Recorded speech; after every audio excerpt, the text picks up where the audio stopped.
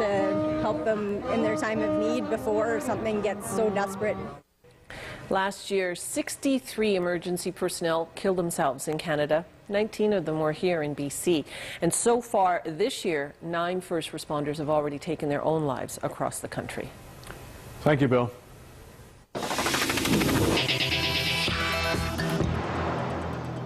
Alanis Obomsawin is one of Canada's foremost Indigenous filmmakers. She made her mark back in the 90s by documenting an extraordinary time in Canadian history. For the first 2 to 3 weeks, I was the sound person and the director. That's from Obomsawin's documentary called Kanasatage, 270 Years of Resistance. The filmmakers spent 78 nerve-wracking days and nights filming what became known as the Oka Crisis, the armed standoff between Mohawks, the Quebec police, and the Canadian Army back in 1990. The film will be screening tomorrow at an event celebrating Indigenous filmmakers.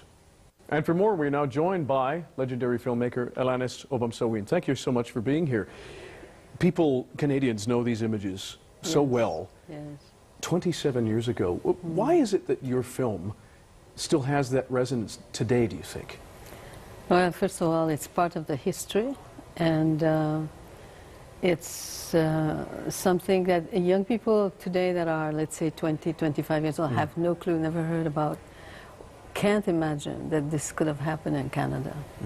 So it's very important for all, for us and for the Canadians to know what that history is. It has to do with land issue and our people, which is constant. And with that, previously to this, the fact that land taking was being done to a lot of communities by the next door municipality. It happened a lot, but nobody ever knew about it until Kanasatage did this resistance. And then it became really a turning point in terms of that kind of behavior across the country. Now, we know your film is being screened at Beyond 150 Years, an acknowledgement of cinematic territory. How significant is that for you that after all this time it's going to be screened there? Well, it's constantly being screened all over the world, this film, because of its importance in terms of our people and land issues. And it's still going on in many places.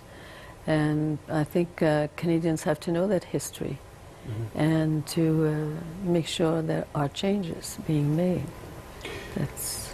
We are, the government of Canada, we know, is noting and celebrating the 150th anniversary of Canada. What about the significance for Indigenous filmmakers and others in the fact that that history is a very mixed one, and for some a very negative one for Indigenous people in this country?